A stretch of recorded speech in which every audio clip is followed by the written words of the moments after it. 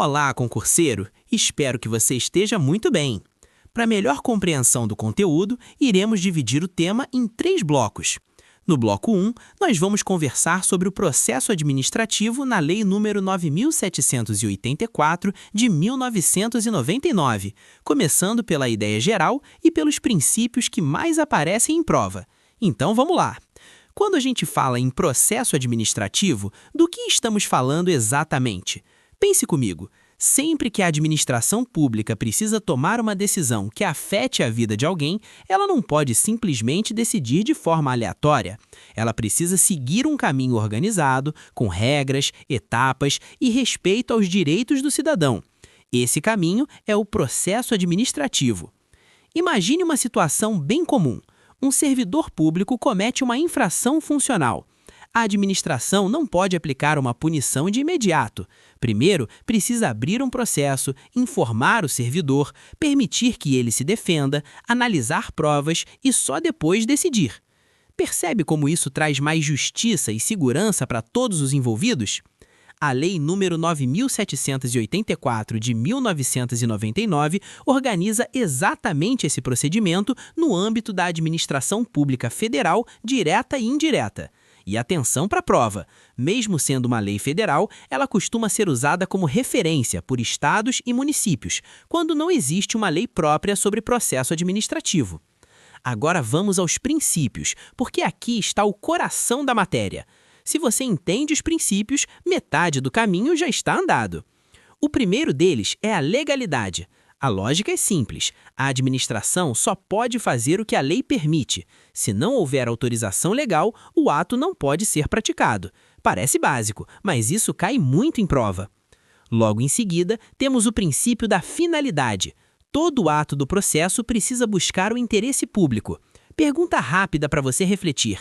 A administração pode abrir um processo só para perseguir alguém ou favorecer um amigo? Claro que não. Isso seria desvio de finalidade. Outro ponto importantíssimo é a motivação. Toda decisão administrativa precisa ser explicada. A administração tem que dizer por que decidiu daquela forma, com base nos fatos e no direito. É como quando alguém toma uma decisão importante e precisa justificar. Isso permite controle e evita arbitrariedades. A razoabilidade e a proporcionalidade também entram com força aqui. Significa agir com equilíbrio, nada de exageros. Pense numa multa administrativa. Ela precisa ser adequada à infração cometida.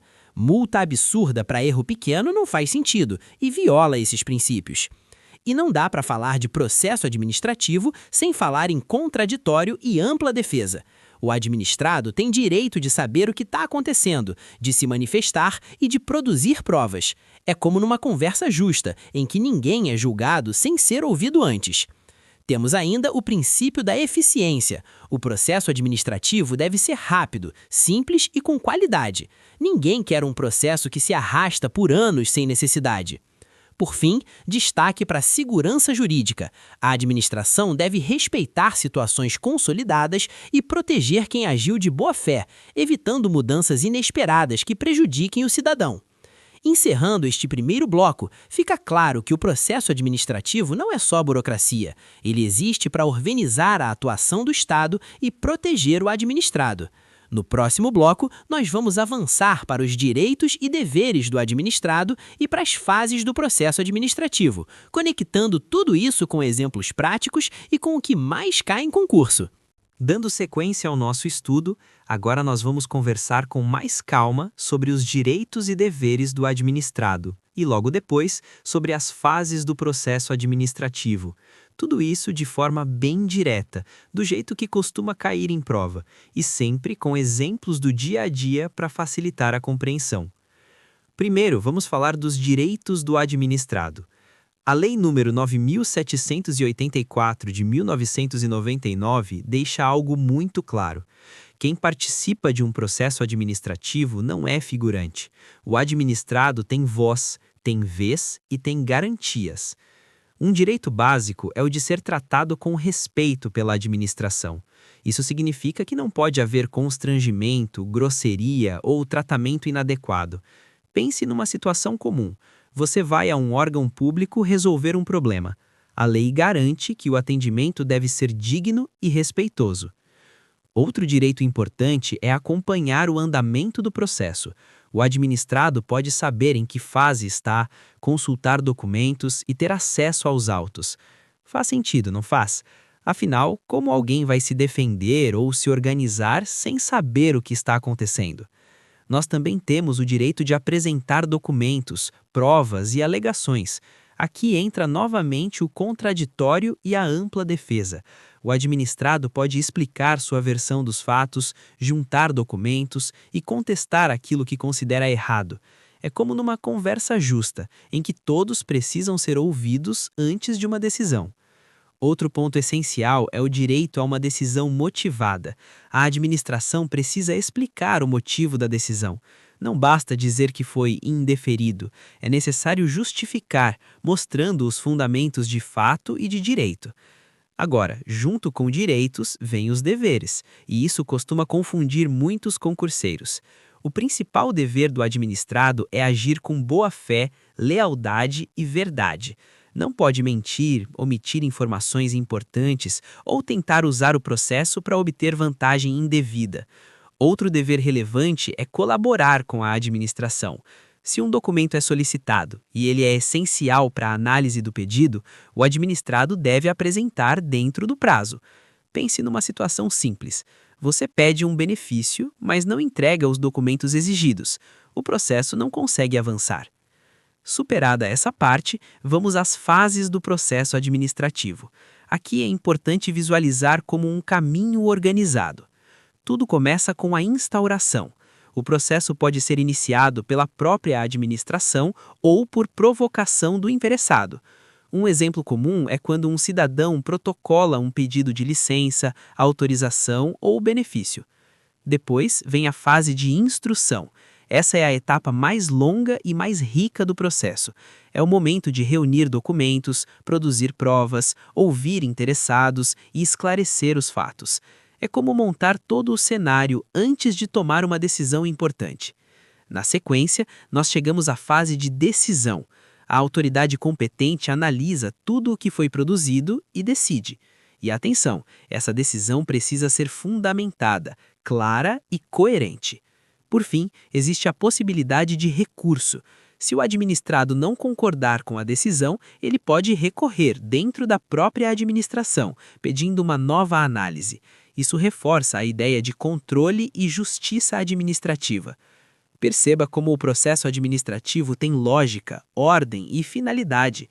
No próximo bloco, nós vamos fechar esse tema tratando da invalidação, da convalidação, da anulação e da revogação dos atos administrativos, pontos muito cobrados em concurso e que exigem bastante atenção dos concurseiros. Seguindo com o nosso estudo, agora nós vamos fechar o tema do processo administrativo falando sobre invalidação, convalidação, anulação e revogação dos atos administrativos. Essa parte costuma gerar muita dúvida entre os concurseiros. Então nós vamos caminhar com calma, como se estivéssemos conversando, ligando cada ideia à prática do dia a dia. Vamos começar pelo raciocínio geral. Nem todo ato administrativo nasce perfeito. Às vezes, a própria administração percebe que praticou um ato com algum problema. Quando isso acontece, surgem algumas possibilidades jurídicas para lidar com essa situação. E é exatamente aqui que entram esses conceitos. Primeiro, vamos entender o que é invalidação. Invalidação é o termo mais amplo. Ele representa a retirada de um ato do mundo jurídico quando existe algum vício. Dentro desse conceito maior, nós encontramos a anulação. A anulação acontece quando o ato é ilegal. Aqui, concurseiro, pense comigo. Se a lei foi desrespeitada, a administração não tem escolha. Ela deve anular o ato. E mais, se o caso chegar ao Poder Judiciário, o juiz também pode anular esse ato. Vamos a um exemplo bem comum. Imagine que um servidor concede um benefício sem ter competência para isso. A lei não autorizava aquele servidor a praticar o ato. Resultado, esse ato é ilegal e precisa ser anulado. Um detalhe muito importante para a prova. A anulação, em regra, tem efeitos retroativos. Isso significa que o ato é considerado inválido desde o início, como se nunca tivesse existido, sempre respeitando os direitos de terceiros que agiram de boa fé. Agora, vamos falar da convalidação. Esse ponto derruba muitos concurseiros. A convalidação ocorre quando o ato tem um vício, mas esse vício pode ser corrigido. Normalmente são vícios de competência ou de forma, desde que não haja prejuízo ao interesse público nem a terceiros. Pense numa situação simples. Um setor pratica um ato que deveria ter sido praticado por outro, mas o conteúdo está correto e ninguém foi prejudicado. Em vez de anular tudo, a administração pode corrigir esse erro e manter o ato. Isso é convalidação. O ato continua válido e seus efeitos são preservados. Agora vamos para a revogação, que é bem diferente da anulação. Aqui o ato é legal, não existe ilegalidade. O problema é outro. O ato deixou de ser conveniente ou oportuno para a administração. Um exemplo ajuda bastante. Imagine que a administração autoriza o uso de uma praça para um evento. Depois, surge a necessidade urgente de usar aquele espaço para uma obra pública. O ato era legal, mas deixou de atender ao interesse público naquele momento. Nesse caso, a administração pode revogar o ato. Preste atenção nesse ponto. A revogação só pode ser feita pela própria administração. O Poder Judiciário não revoga atos administrativos. Além disso, a revogação produz efeitos apenas para o futuro. O que já aconteceu continua válido. Também é importante lembrar que nem todo ato pode ser revogado ou convalidado.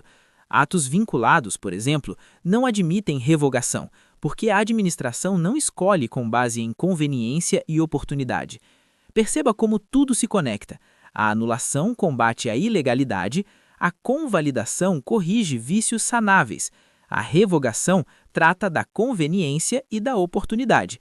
Quando nós entendemos essa lógica, a matéria fica muito mais simples na hora da prova. Aqui terminamos mais um bloco. Até o próximo! Se gostou, inscreva-se, curta o vídeo e ative o sininho.